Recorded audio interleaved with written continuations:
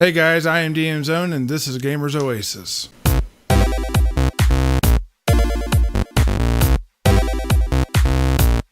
Alright guys, well thank you for joining me today. We're doing something a little bit different. It's kind of inspired by a member of the community.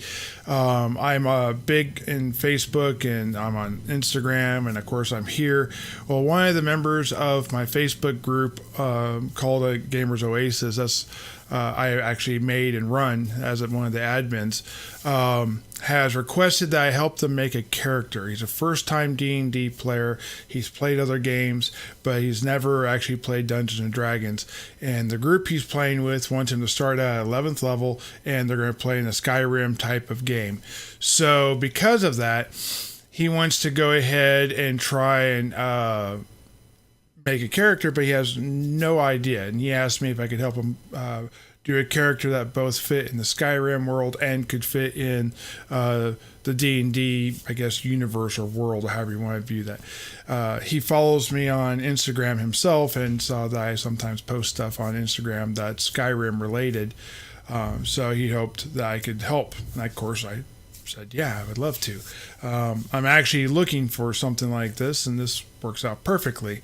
So if you guys have anything like this, go ahead and hit me up. I may not be able to do it immediately, or I may have to do it. I can do it and then I'll talk about it later, but maybe this is something I can do more of in the future. Now, if it gets too crazy, it gets too crazy.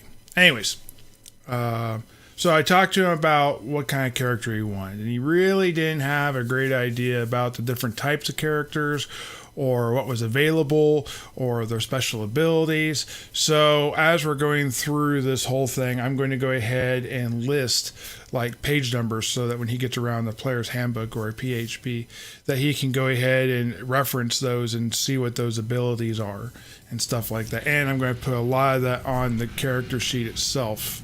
And I'm sorry if you hear that sound behind me. That's, I think, a lawnmower. Anyways, might be a garage door. We have some real loud garage doors where I live. So here's what we're going to do. I kind of broke the rules a little bit, and I said, all right, you don't have an idea. Let's go ahead and get something that comes up as a pretty easy concept. That being something you know from a movie or something you know from a TV show or something that you know from a book. You have to realize, though, whatever you pick is not going to be exactly like you know it.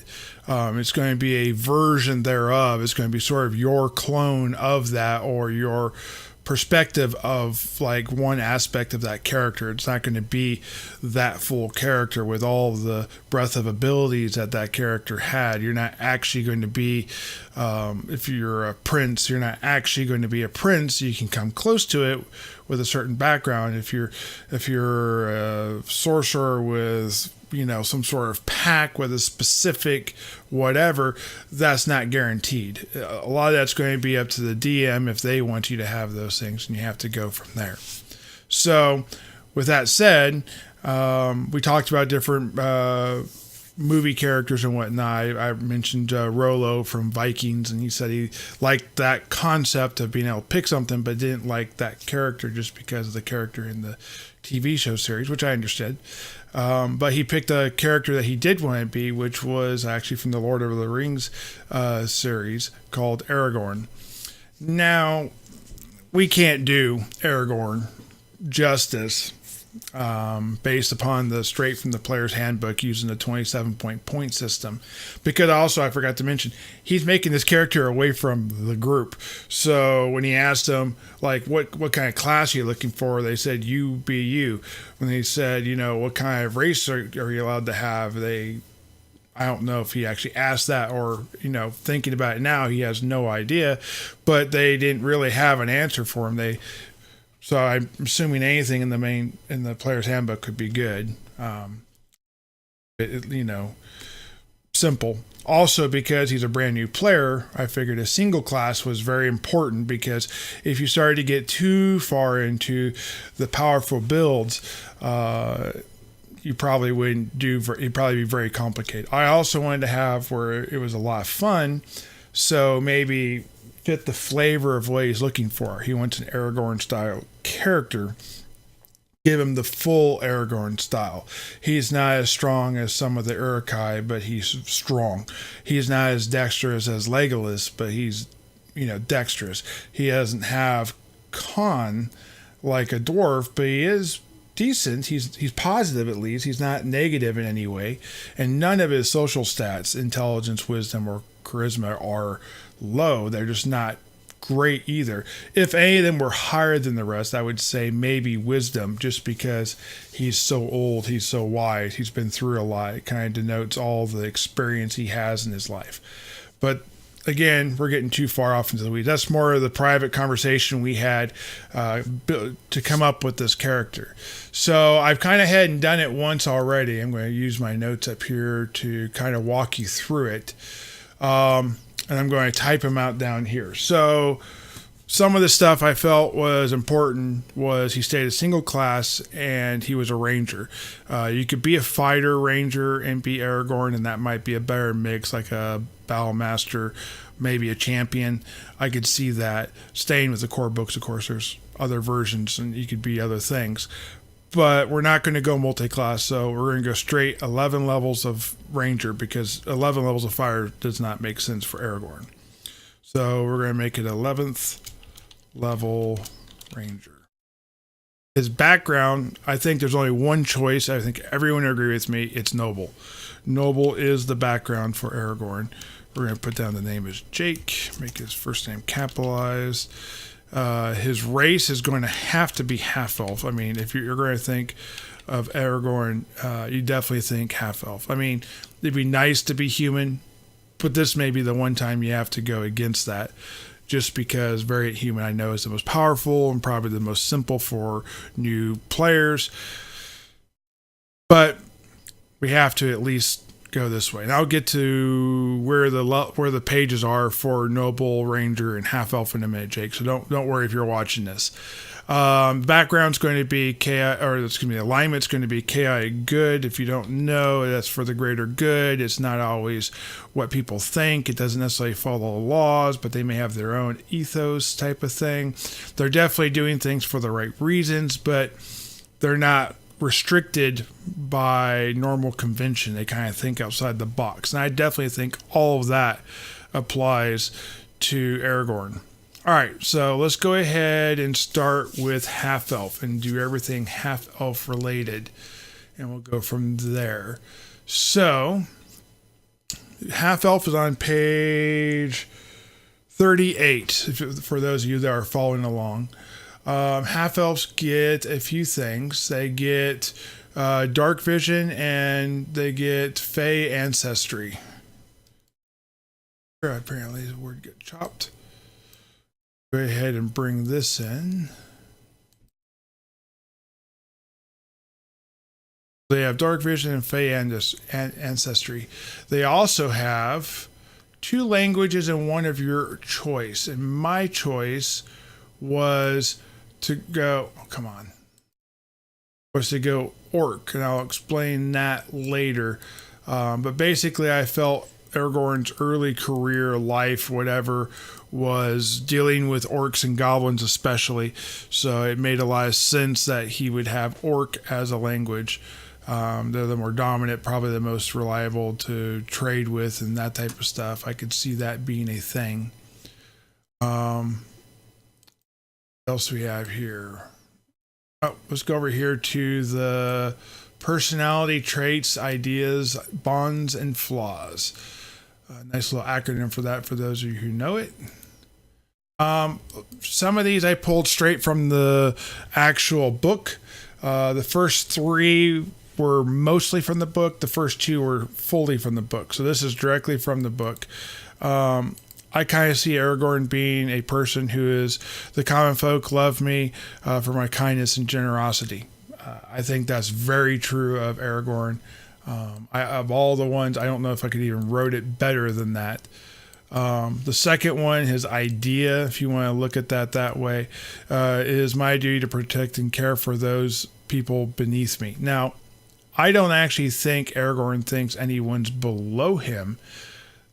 That's not him, but he knows there are people that have ability and those people that maybe live a simpler life. And because they live a simpler life, they don't have to deal, they haven't been prepared to deal with everything that he's been prepared to deal with.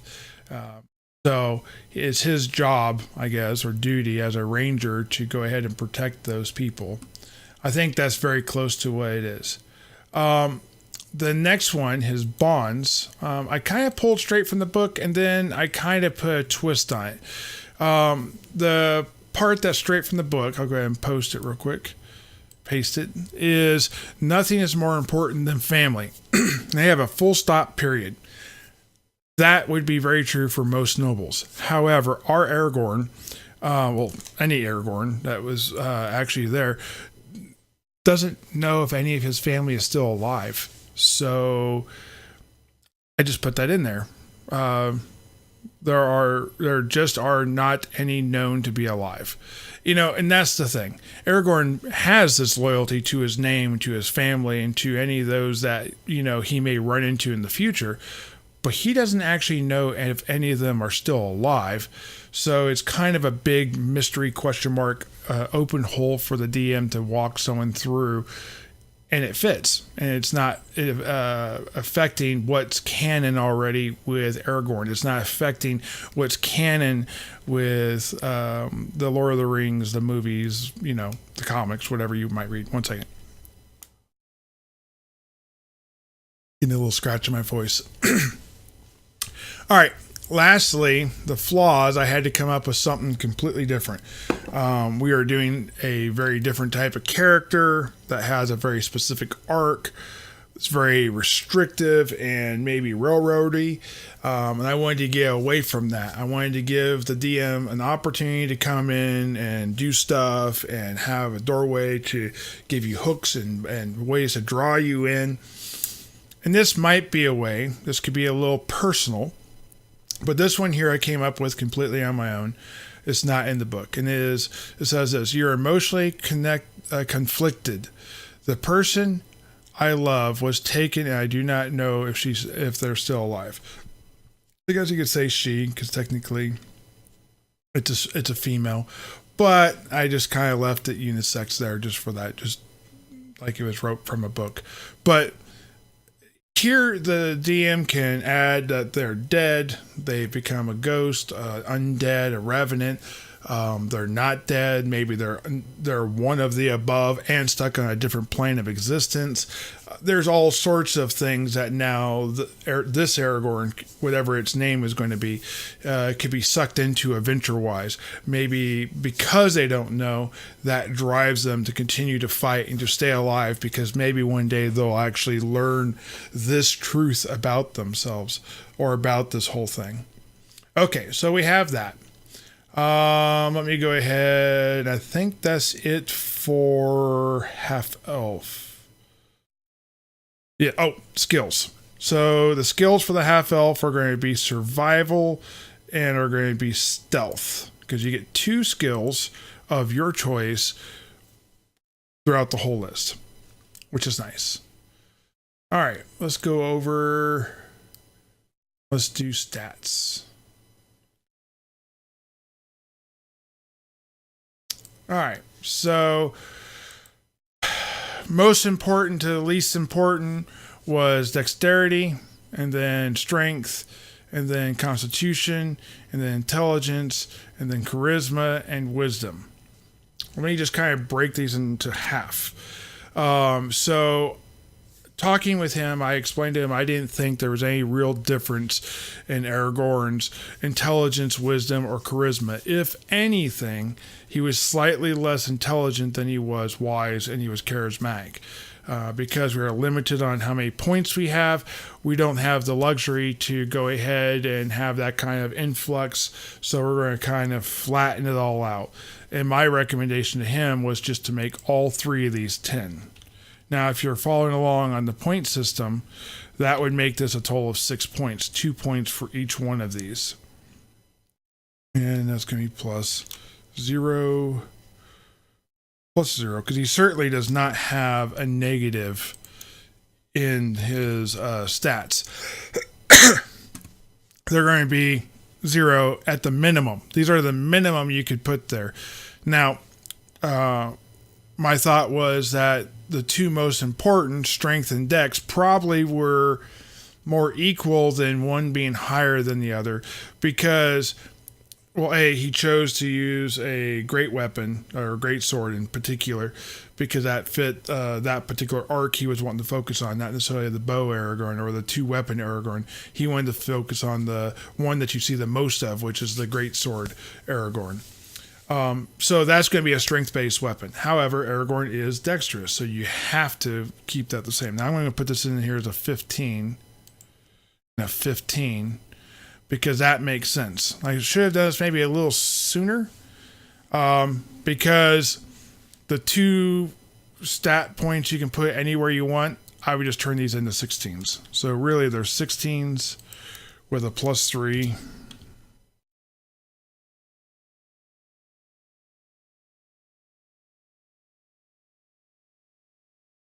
Here's this one, 16, and it's also going to be a +3. And for those following along the way, each one of those 15s is 9 points. So that's 9 and 9. That gives you 18 plus 6 gives you 24. Okay, so you got 24 points. Put your last 3 points in here for an 11 Constitution. And we'll get back to that modifier because it's going to change here in a little bit. Just a little foreshadowing, I guess. So you have a 16 strength, a 16 con. You're very combative. You're more of a damage dealer than you are an actual tank.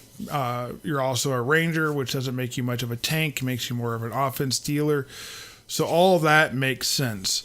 I think this is all good too. So his initiative is going to be +3. Oops. And his speed is also going to be 30. That's from the half-elf side of things. Go from there. So Ranger. Ranger gets certain... forgot one thing. Now we got... No, I did. On the noble background, he gets 2 different skills. That's going to be history and... what was it? Was it persuasion? Yes, it was persuasion. History and persuasion are his 2 skills he gets for the noble background feat. That makes him a little bit knowledgeable in the things that he has been around, and the fact that he's got some high society in him, probably a little bit in that area too, and he's able to talk to people. So it gives him a slight boost. He's not necessarily the master and commander that he is in the last movie, but that's probably a level 20 version of him, not the level 11 version we're trying to make here. Also, it's a movie, so he has extra points. Going on from there, we'll look at the Ranger. Rangers get strength and dexterity as their skills, or their saves. So you have a strength of 3 plus 11th level Ranger gets +4. That's going to be a total of +7. Then his dexterity is also going to be a +7. We'll get back to con in a minute. He's going to have +0 for intelligence, which is not bad, +0 for wisdom, again, not bad, and +0 for charisma because of his stats that go along there. Okay. Skills, I would pick athletics. I think that fits Aragorn and his endless running that he seemingly did forever and ever and ever. We've already got this figured out, so let's go ahead and add the total bonus for that. That's going to be +7. He's got his history, which is intelligence based. That's going to be 4 because of that. Persuasion's charisma based. That's going to be 4. Stealth is 7 because it's dex based. Survival is wisdom based, so there's 4. He also is going to get nature and perception, wherever. So nature and perception. Nature is intelligence based, that's 4, and perception is 4 because it's wisdom based. All right. So we have this. Oh, his total hit dice is 11. He's going to be a D10 because he's a ranger. We're going to go down to a bunch of ranger abilities here at the same time because. All right. So, grab my book real quick before I press that. Here's my player's handbook. Ranger part is going to be page 90. If I didn't say it earlier, the noble background is 135. I think I forgot to say that. So you got favorite enemy. First time he picks favorite enemy, I thought Orc Goblin made a lot of sense. Natural Explorer, I picked Plains. I kind of saw him being more in the Plains. If you look at his supposed history of where the kingdom was, it was the Plains, a lot of horses, that type of stuff. Second level, he gets fighting style.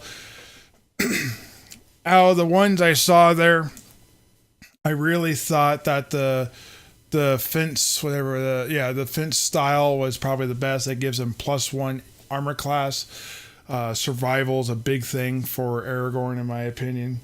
He also gets primeval awareness. Primeval awareness allows you to determine things that are not natural. So fae, constructs, undead, devils, demons, celestials, that type of stuff, outsiders in general. You can determine within a radius how many there are, and I want to say whereabouts they are, at least the direction they are, maybe even distance to them. I haven't played a ranger much, so I can't remember.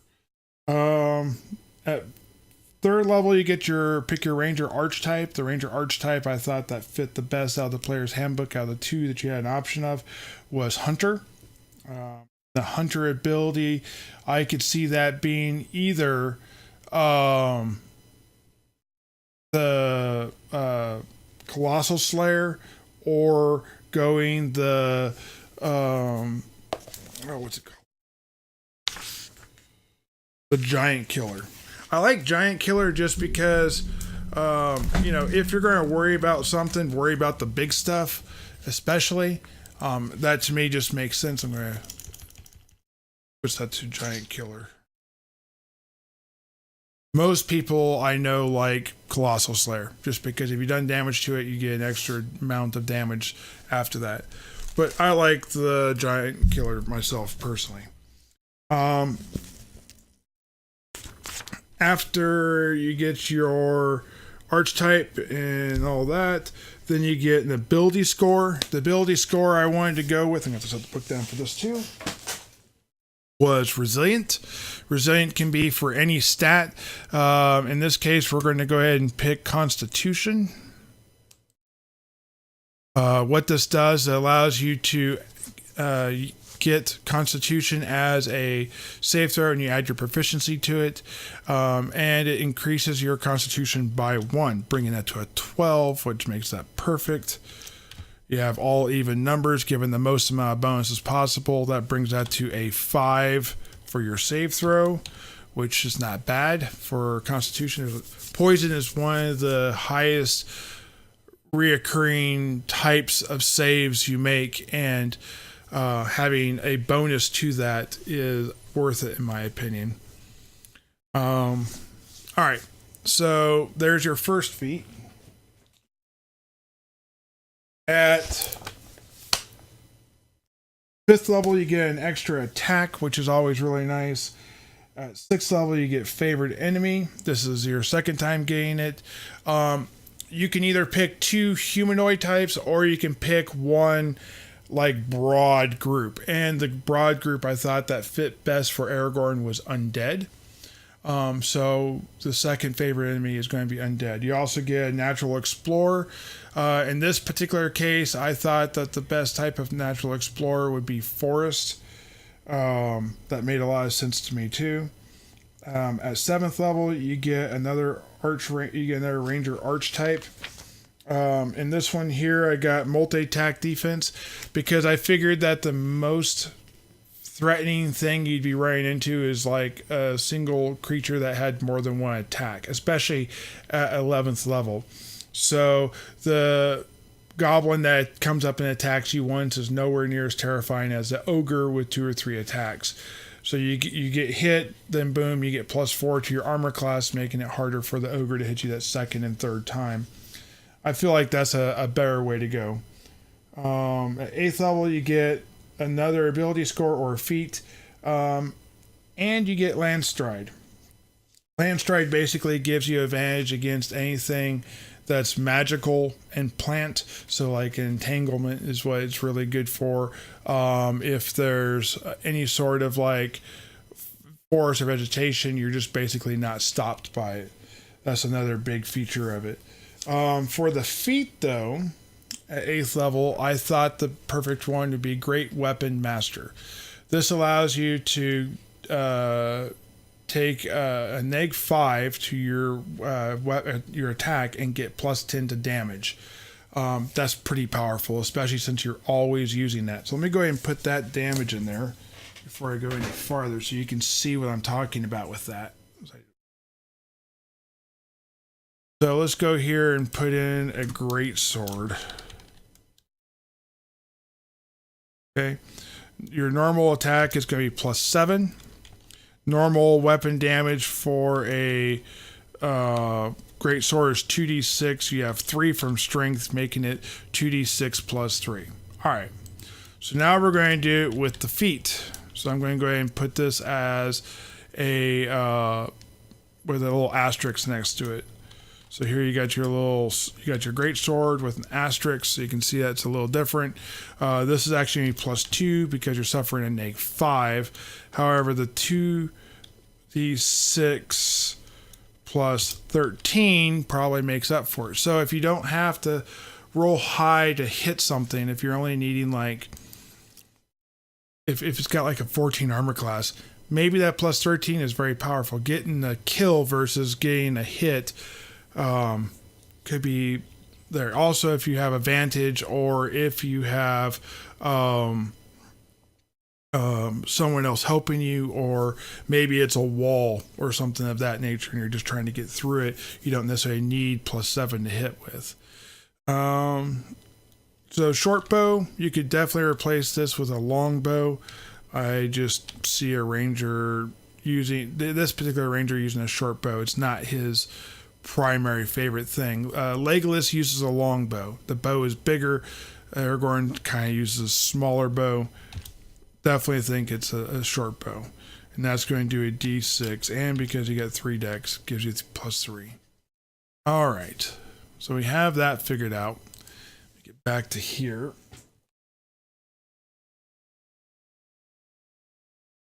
So that is 11th level. At 9th level, you have absolutely nothing. There's no getting around it. Unless you stop at 8th, you're not getting anything at 9th. At 10th level, you get Natural Explorer again. This time I took Mountains. That made sense to me again. Hide in Plain Sight. Hide in Plain Sight is not hide behind nothing. It is hide behind something. But you can do it even if the enemy knows you're there, which is outstanding. Then level 11, you get your third Ranger Archetype ability. Now you have 2 choices really. You have Volley, which deals with bows, and you have Whirlwind Attack. Now Whirlwind Attack means that you do this and you get an attack on everyone around you within 5 feet. That to me is pretty big. We have all the abilities. We have our con where we need it to be. Let me go ahead and focus on filling in the rest of this character sheet. So we have a 12 con. Figuring base hit points so you're not rolling in front of, since you're not rolling in front of anyone, unless you want to do that once you get there, then you can go ahead and do that and adjust it. But the base con you can get at first level, you get max hit points, which is a D10, so that's 10. And then you get 6 hit points per level for every level after that. So if you roll when you get your character sheet and you get with the group, it could be higher, it could be lower. But 6 isn't bad. You get +1 from con. All right, so 10 for the first level is going to be 10 hit points. You have 10 levels at 6 hit points, which gives you 60 hit points. So 10 plus 60 is 70. So 70 plus 11 levels at +1 con gives you an 81 con. So here I'm going to put 81. I'm just going to put this here because it's bigger, more easy to read. There's your 81 hit points. Let me go ahead and put all my ranger abilities I was just talking to you.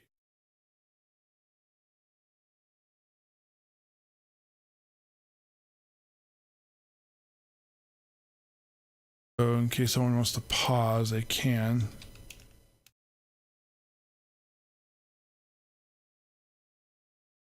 So there is that. Going to come over here real quick, and I'm kind of an old school gamer, so my equipment kind of reflects that. I don't even know if your group's going to require you to play with equipment, but this is your non-magical equipment. You probably have a secondary page. Venturing backpack is a backpack that's designed to take when you go out venturing. A bedroll usually sits on top. You might have a winter's blanket if you're in that type of environment. Small tent is always important. 2 wineskins with water, a whetstone, 30 arrows, 2 daggers, 5 candles, because candles are always, useful for something, and the light is important. 10 pittons. Pittons are used when you're trying to climb rock surfaces or maybe a tree, or climb across a castle wall or a stone wall or inside a dungeon, or 1,000 uses. I went with silk rope versus hemp rope. Silk rope makes a lot of sense because you're 11th level, you can afford those things. Probably could afford an animated rope, which would be better. Except for the fact you don't want to cut it. Put 2 torches on there because torches are for more than just lighting things. I know you have dark vision, you don't necessarily need it, but someone in your group might not have dark vision and might run out of torches, or you might run into a troll. So I can almost put a 10-foot pole. Yeah. If I really wanted to be cute about the whole thing, I can't. Sometimes this program is so glitchy.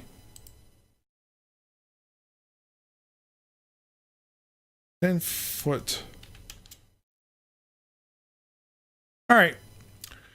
So we have that. We have this. Character is almost done. Last thing is your spells. So I kind of thought about this. There are some spells that are super important. Every ranger needs to have them. Hunter's Mark is one of those spells. I believe Longstrider is one of those spells. Goodberry is one of those spells. You don't necessarily need your ranger casting heal, but if you're unable to eat a berry because you're unconscious and you need someone to bring them back, Cure Wounds makes a lot of sense. So that to me would be your 4 first level spells. And I'll go ahead and paste these in a minute and let you take a look at. For second level spells, there's not really a whole lot there Aragorn uses. So these are kind of extra. The only one that Aragorn really used was Pass Without Trace. That one makes sense story-wise. However, good ranger knows when they're getting themselves into danger. So find traps, which is not necessarily just for traps. You just find yourself in a danger situation, you know. So that would tell you that. And then you have silence, just because sometimes you have to quiet a dwarf down. Sometimes you have to, you know, move that bucket over here or whatever. And you go from there. All that makes sense to me. Third level, again, not much really kind of fits the mold.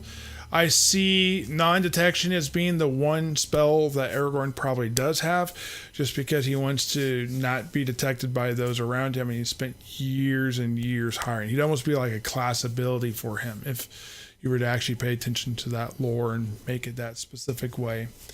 I gave him protection from energy and wind wall just because those make sense and are good ranger skills or spells that most other people may not have. They might have protection from energy, but you can never have too much.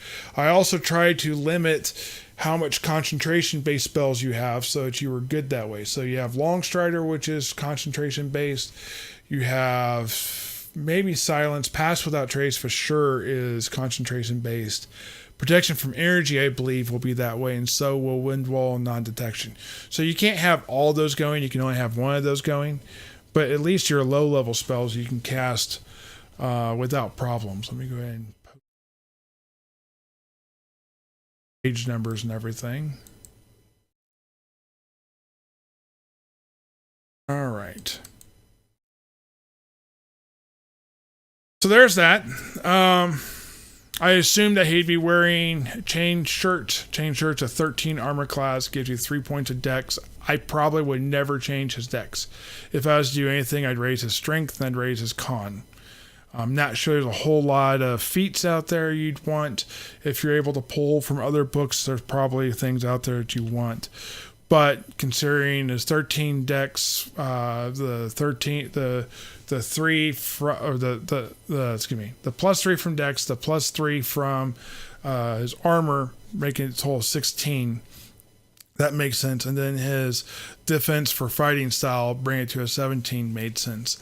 Add magic, I foresee this going way higher than that. As far as what I think someone at your level might have for magic, I could see them having 3 to 4 common items and 1 to 2 rare items, if I was to make a guess.